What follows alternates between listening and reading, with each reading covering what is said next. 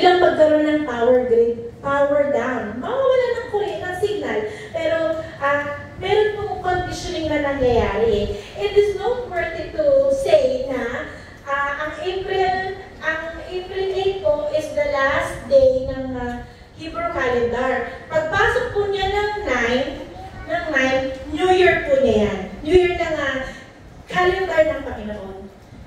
Calendar po yun ng Panginoon eh.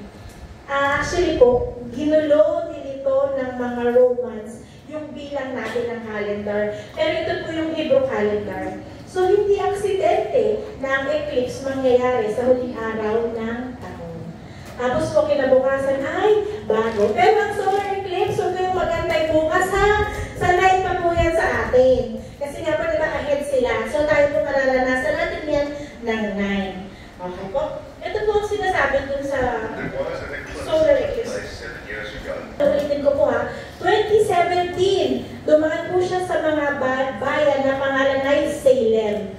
Salem po means peace. And after 7 years, dumaan po siya sa bayan ng Nineveh. Nineveh. And Nineveh po is associated with warning and judgment. Ngayon po, bakit ba, kailangan ba talaga natin pag-usapan ito ngayon? Kailangan pa ba natin isama sa preaching ito ngayon? Hindi ba dapat diretso na lang tayo sa salita ng Diyos? Kailangan po natin itong pag-aaralan dahil po ang senyalis po rito ay nagmula sa Diyos Ama. Sino po ba ang taong makakagawa na kaya po niyang pagtapatin ang araw at buwan? Meron po ba ritong may kaya nun? Ngayon po, meron po ba ritong may kaya na ang anino ng eclipse ay dadaan po sa 7 bayan ng Salem? Pagkatapos ng 7 taon, 7 bayan naman po ng Nineveh. Meron po bang may kaya sa atin? Wala po. This is all according to His divine plan. So, ang warning po dito is it's going to create an X mark to America. At ito po ay sign of impending judgment. You wanna see more proof na may impending judgment ng America? Last April 5 po, lumindol po sa Statue of Liberty sa New York. Madalang po yan nangyayari. Very rare po yan. And last April 3 po, tinamaan ng kidlat yung Statue of Liberty. Mga kapatid, kaya ko po ito sinasabi dahil po ang judgment of America is in the Bible. At once America is judged, tuloy-tuloy na po yan. Bam, bam, bam. Wala na po yan tigil. That's why we as Christians, we as followers of Christ need to know.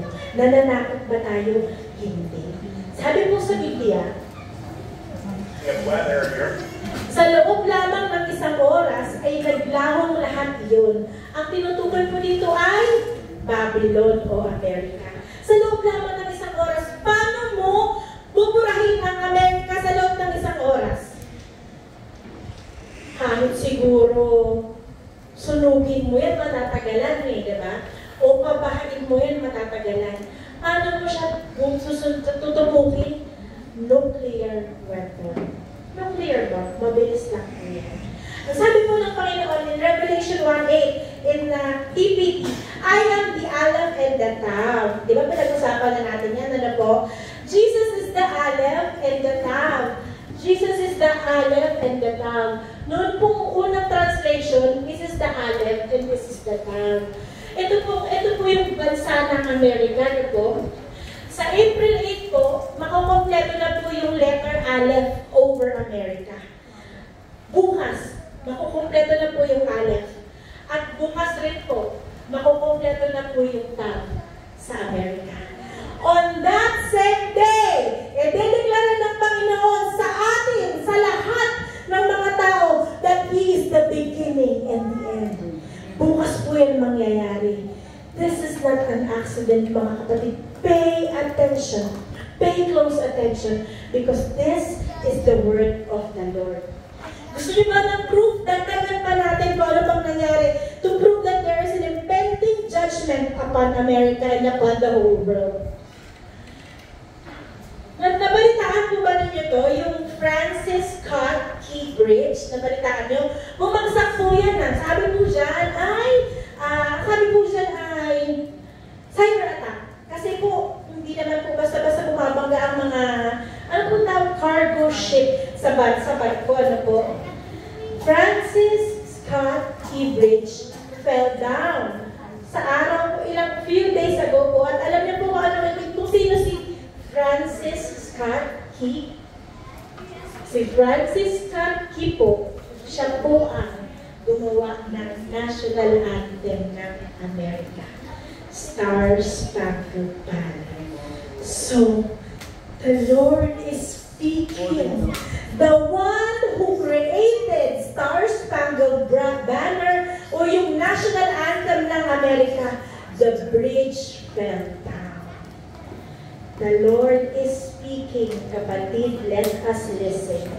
Another more thing for another reason for pending dumong the United States, tinalikuran po ng bansang United States ang Israel sa kaniyang laban.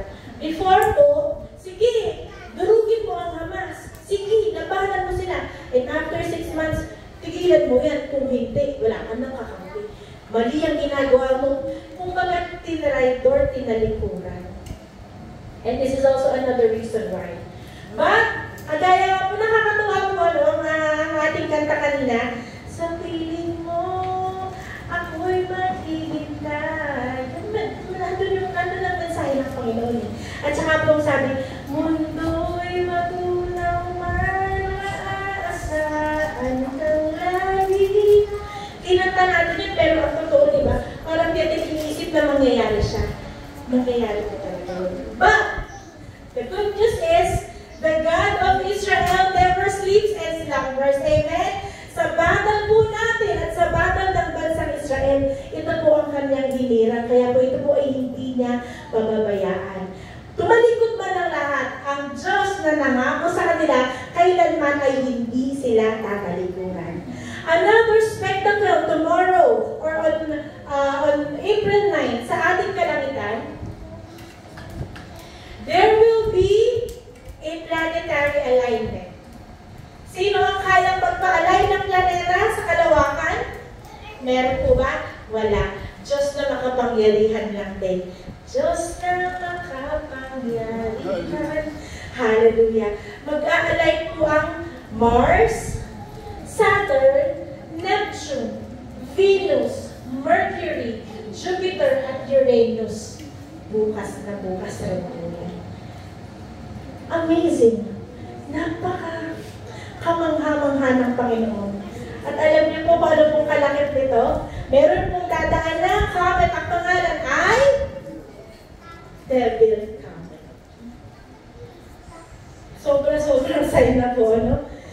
Sobrang sign. Talaga pong tinitigasan na natin ang puso natin pag hindi pa tayo naniwala sa limpak na senyalis na ito. After solar eclipse, alam niyo po kung anong lalabas? Trillions of cicadas. Ito pong cicadas, para po itong locust, pero hindi talaga locust. Ito po, nag-hibernate po ito. Ang hibernation nila is 13 years at saka 17 years. But this time, magsasabay pong lalabas yung mga cicadas. Kaya po, hindi lang millions, hindi lang trillions, hindi lang billions, trillions po silang lalabas. Bakit sa panahon na ito sila lalabas? Bakit? There's something going on na si Lord lang ang kayang magpaliwanag all in all sa atin. Ito po, hindi naman po ito nananakit itong mga cicadas, pero ito po ay nagpipinsala. So, hindi natin alam kung makakarating yan dito, pero po wala tayong dapat ikatakot. Amen? Tandaan natin, sinasabi natin to so we can be prepared, but we are not telling this to para matapang tayo, kung ano man po, mag-alala naman tayo. Amen? Another thing that's gonna happen tomorrow, kailangan na rin talaga natin malaman. CERN is going to test the world's most powerful particle accelerator during April solar eclipse. Hindi po ito kasi nakikita sa mga balita ng feeds natin na po. Hindi rin nag-a-appear to sa Facebook. So, what will CERN do? Una, tingnan natin kung ano bang ibig sabihin ng CERN. Ito po yung CERN, ano? This is the Large Hadron Collider. Tingnan po. The Large Hadron Collider is the world's most powerful. 27 kilometers po ito. Gano'n po kalayo ang view hanggang dito, approximately, mga 15. So, ang Large Hadron Collider po is 27 kilometers po yung diameter niya. 27 kilometers. Ano po ang gustong gawin ng Hadron Collider? Gusto po nilang gumawa ng God particle. God particle o particle na gumawa sa mundo. Ang sabi po nila, kapag po napaikot nila to, kaya po nila sa isang iglap, walain ang mundo, at sa isang iglap, gawin ulit ang mundo. Yun po ang gagawin nila. This is an evil plan laban po sa atin ng mga anak ng Diyos. Tingnan natin kung ano po ang ibig sabihin ng CERN. CERN came from the word Cernunnos o yun pong horned one. Yun pong may sungay. And ito po si Shiva. Ito po yung nasa tapat ng CERN. Ito naman po ay goddess of destruction. O Diyos ng pagpipinsala. Ang dami pong nakaambang bala ng kalaban. At kung hindi po tayo balot ng panalangin, hindi po tayo babad sa presensya ng Panginoon, tayo po ay dadatnan ng kalaban at sila po ay magtatagumpay. Another proof na mayroong plano ang kalaban, maglo-launch po ng 3 rockets ang NASA. Yung pong, ano nga ba sabihin ng NASA? National Aeronautic something, space, plus aviation. Basta po sila po yung mga naglalagay ng rockets, ano po? Magpapalipad po sila ng 3 rockets. Ano ang pangalan ng rockets? APEP, Atmospheric Perturbation Around Eclipse Path. Ano ang ibig sabihin ng APEP? APEP means darkness and destruction. Bukas rin po yan. Bang, bang, bang. Sabay-sabay din ang gagawin. Mga kapatid, dahil tayo ay nasa liwanag, tayo ay magana. Hindi tayo dadatnan ng kalaban na nakanganga. Amen? Bakit ganito masama ang mundo? Ganito ba talaga yan? Totoo ba yan? Yan ba ay reliable? I challenge you, hanapin ninyong lahat. And you will see, totoo po lahat yan. The problem is, hindi nga po natin sinasaliksik. Ganito ba talaga kasama ang mundo? Yes. Bakit? Ang sabi mo ng Panginoon in John 18:36, ang kaharian ko ay hindi sa sanlibutan ito. Kung sa sanlibutan ito ang aking kaharian, ipinaglaban sana ako ng aking mga tauhan upang hindi maipagkanulo sa mga Hudyo. Ngunit hindi mula sa sanlibutan ito ang aking kaharian. Ang sabi ng Panginoon in John 12:31, panahon na upang hatulan ang mundong ito. Panahon na rin upang hatulan ang pinuno ng mundong ito. Ang sabi po ng Panginoon, Satan is the God of this world. Totoo yun. Hindi si Lord, hindi si Lord, hindi ko kabasis, alam kasi hindi. Hindi si Lord ang Diyos ng mundo na to. Si Lord ang Diyos natin. Amen? Si Lord ang sinasamba natin, pero ang mundo po, hindi talaga. Ang sabi niya, my kingdom is not of this world. Kaya naman, kailangan po na magapi ang kalaban, matalo ang kasalanan para po siya po ay makapaghari kasama natin. Yun po ang plano ng Panginoon. Alam niyo po ba na as we go closer and closer sa ating panahon, nalala niyo po yung mga pulang baka na tinuturo natin? Yun po pulang baka na yan, kailangan po kasi yan para po magkaroon ng third temple, kailangan po yan para po dumating ang Messiah. Meron pong isang bagong balita na po, meron na pong Cohen. Ito pong batang lalaki na to, ito po ay ipinanganak sa kanyang bahay. Sa bahay lang. Kasi po, ang isang taong malinis sa kanila, dapat hindi nakarating sa ospital, dapat hindi nakahawak ng patay, dapat ipinanganak sa bahay. Ito lang po ang taong po pwedeng mag-alay ng baka. And the Israelites have found their Cohen. Mga kapatid, kung meron na po silang Cohen, ganun po kalapit na may alay na ang baka at magkaroon na po ng third temple. Anong kinalaman sa Panginoong Jesus? Alam niyo po kung bakit inatake ng Hamas ang Israel? Kasi po, ang paniniwala ng mga Muslim na ang pag nag-alay sila ng baka, papasok po ang Diyos ng Israel, which is the Antichrist. Kaya po gusto rin nila yan pigilan. Now, hanggang sa mga panahon na to, hindi pa rin alam ng mga Israelita na ang Panginoong Hesus ay dumating at iniligtas sila, namatay sa krus. Sila po ay naghahantay pa rin. So, naniniwala sila na kapag po inalay nila ang baka na ito, ang Panginoong Hesus po o ang Messiah ay babalik. Kaya po, napaka-importante sa kanila ng baka na ito. Again, April 2022 is Passover. And they want to offer this cow before April 22. Mga kapatid, ano pang pruweba ang kailangan natin to get it right with the Lord? Bata ka man, matanda ka man, may asawa ka man, all of us are in age of accountability. Age of accountable tayo. Ngayon kung tayo ay hindi makakapasok sa langit, kasalanan natin yun. Why? We were already one, binigyan tayo ng babala, and yet, hindi natin pinakinggan. Kahit bata ka, kahit kabataan ka, you should know dahil accountable ka na. Ang mga ganito usapin is a blessing because hindi lahat ng church nagtuturo ng ganito. Kaya nga sabi sa Biblia, napakarami pong shepherd, napakarami pong tupa na magkakagulo, magkakandatakbo-takbuhan dahil hindi nila alam ang parating sa mundo. So iba po kung alam natin ang parating sa mundo. Amen. The Lord is so good.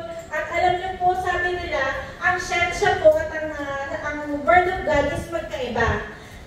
Mali. In fact po, ang Word of God po is perfectly aligned with science. Why? Because the Lord Himself made science. Siya po ang gumawa ng siyensya. Kaya po, ang creation po at ang science is in perfect convergence. Kaya nga lang, nililito tayo. Sino pong nakakaalam na ang mundo ay bigla na lang sumulpot yung Big Bang Theory? Di po ba sa eskwelahan tinuturo yan? Yan po ay kontra sa creation. So, ang good po, ang sabi po ng mga scientists is, the moon is rusting. Ang sabi po ay, para meron daw pong hematite. Alam niyo po kung ano ibig sabihin ng hematite? Hema, ang ibig sabihin ay dugo. The moon is rusting. There's hematite in the moon. At ang ibig sabihin ng dugo, ng hematite ay dugo. Ang sabi po ng Panginoon in John 2:31, the sun shall be turned into darkness and the moon into blood before the great and terrible day of the Lord. In Revelation 6:12, and I beheld when he had opened the sixth seal, and lo, there was a great earthquake, and the sun became black as sackcloth of hair, and the moon became as blood. Mga kapatid, ang mga propesiya po ng Panginoon ay isa-isa na pong napufulfill at nangyayari. Again, hindi tayo dapat matakot. Dapat tayo mag-alala kasi po meron tayong warning mula sa Panginoon. There's another prophetic event happening right now. Ang sabi po in 1 Thessalonians 5:3, for when they say peace and safety, sudden destruction will fall upon them as labor pains upon a pregnant woman, and they shall not escape. Panoorin po natin ang video nito.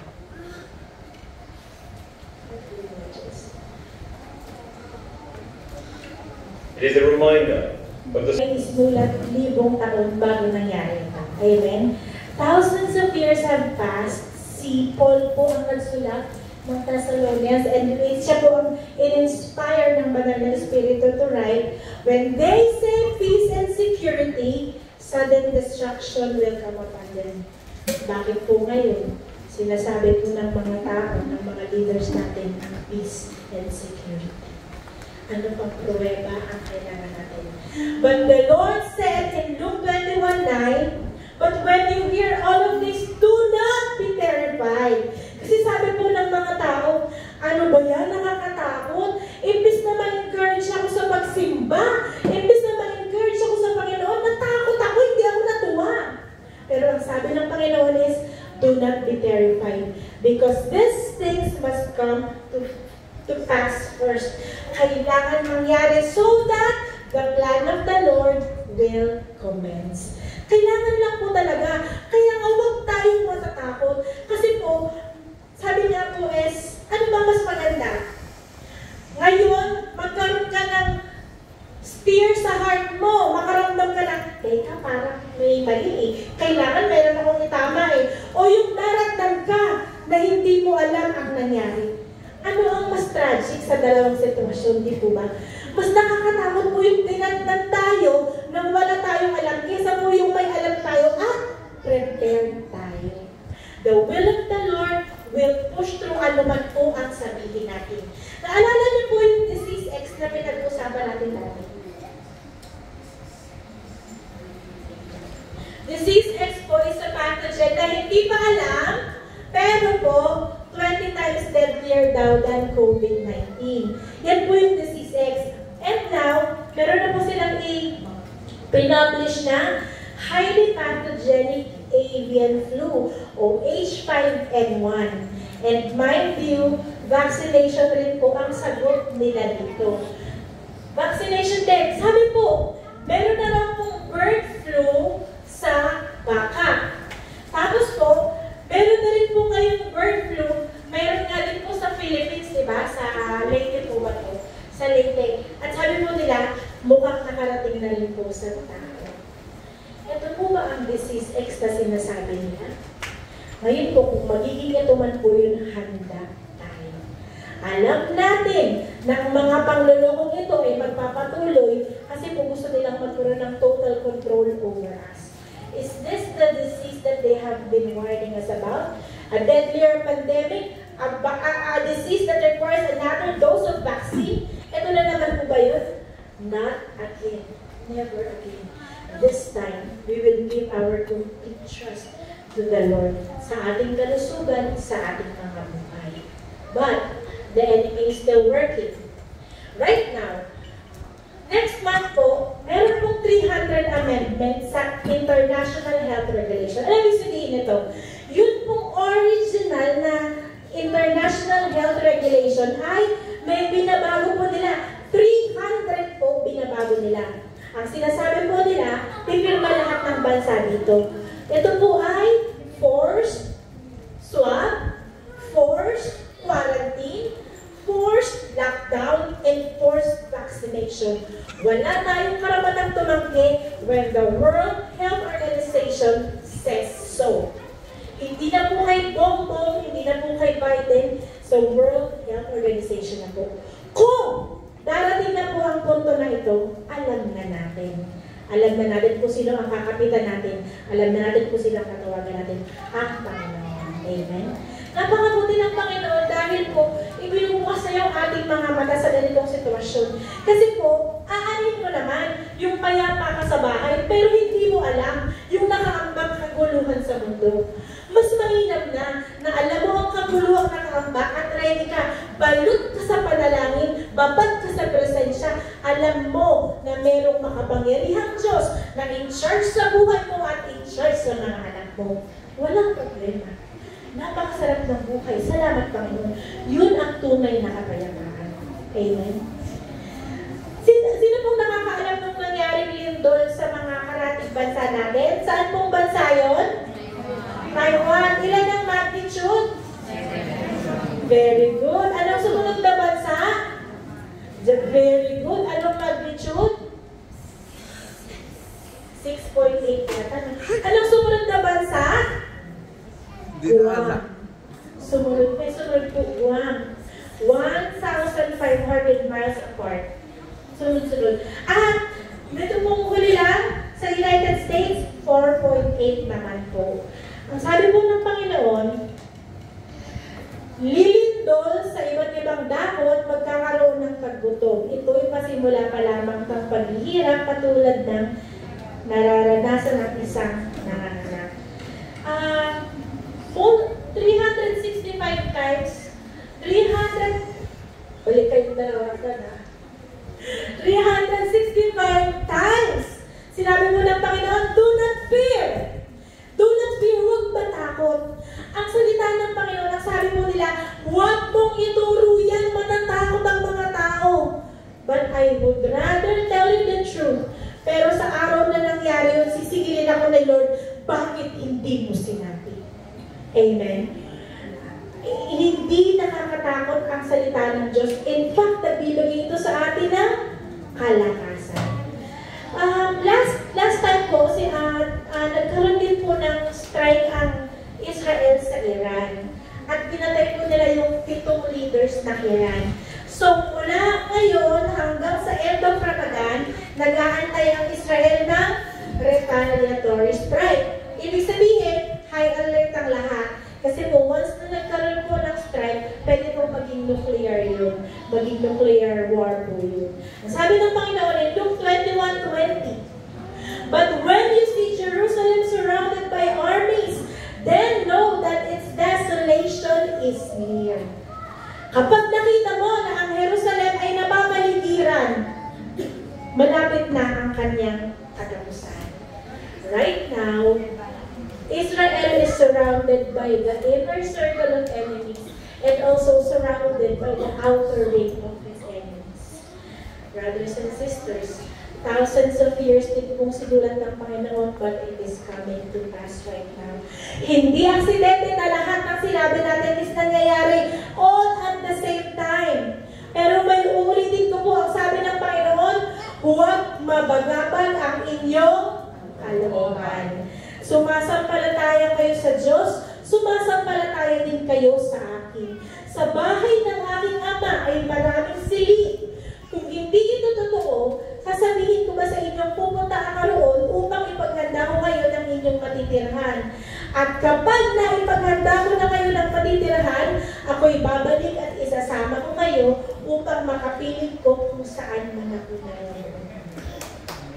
Sige po, palakpakan natin ang ating gusto ko pong ipaliwanag bakit po tayo kailangan pumalakpak sa verse na ito.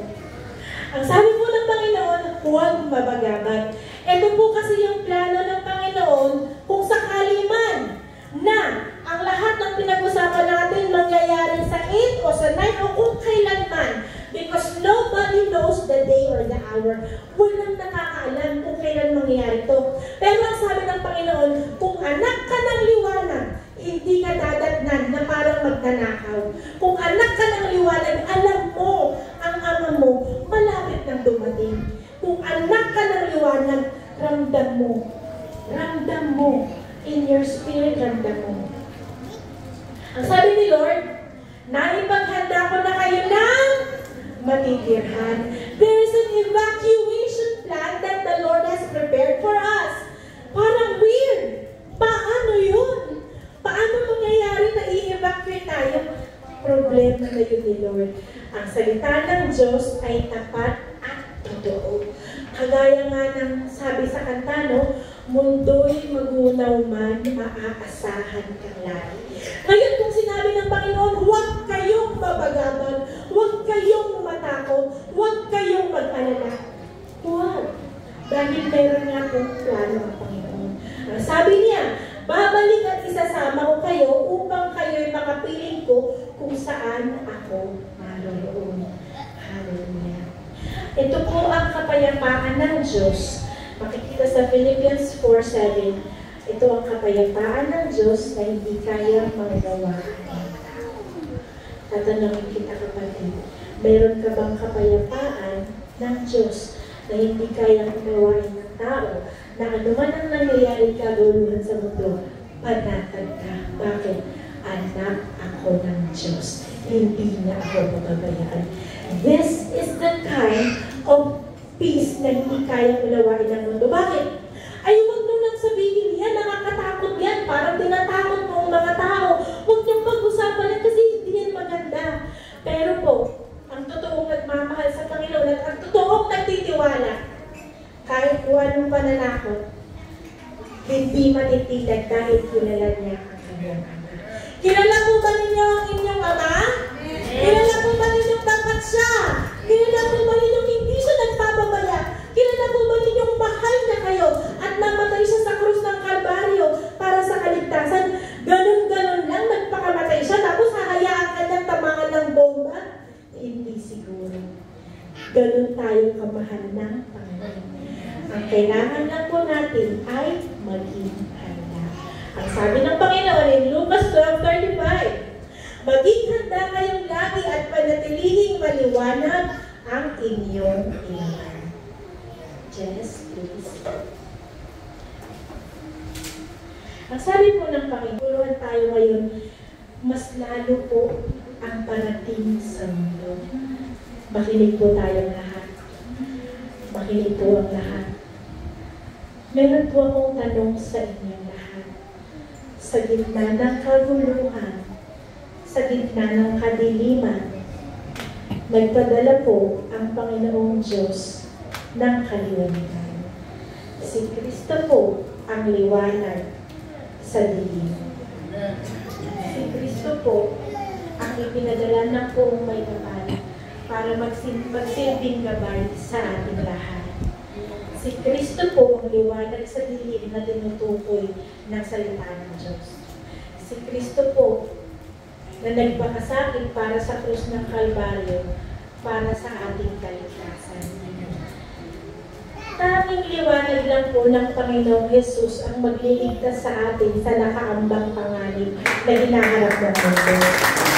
Wala na po ibang paraan kung hindi magkaroon ng liwanag na ito. Ang liwanag po ito, kung makikita sa mga bawat puso natin, wala tayong dapat iangba. Ang tanong po natin, mga kapatid, kayo po ba, ang bawat isa po sa atin, ay merong liwanag ng Panginoon Jesus sa atin? Tayo po ba ay nakahanda at hindi naliligaw dahil po tayo po ay kinakabayan ng liwanag ng Panginoon Jesus? Sa nagdidilim na mundo, kailangan po natin ng liwanag. Ito po ang Panginoong Jesus. At kapag tayong lahat ay may liwanag, wala tayong dapat ikatakot dahil ang nag-alay ng buhay sa krus ng Kalbaryo ay tapat. Ang nag-alay ng buhay para sa bawat isa atin ay hindi nagsisinungaling. Babalik siyang muli at tayo ay kanyang kukunin para kung nasaan man siya, tayo ay magiging kasama. Tayo pong lahat ay tumayo at tawinan natin ang Panginoon dahil tunay na dakila ang Panginoong Diyos. Hallelujah. Hallelujah. Hallelujah. Hallelujah. Dakila ka, O Diyos, tapat kang hangturan, magmula pa sa ugat ng aming lahi. Mundo'y magunaw man, maaasahan kang lagi, maging hanggang wakas nitong buhay. Minsan pa, dakila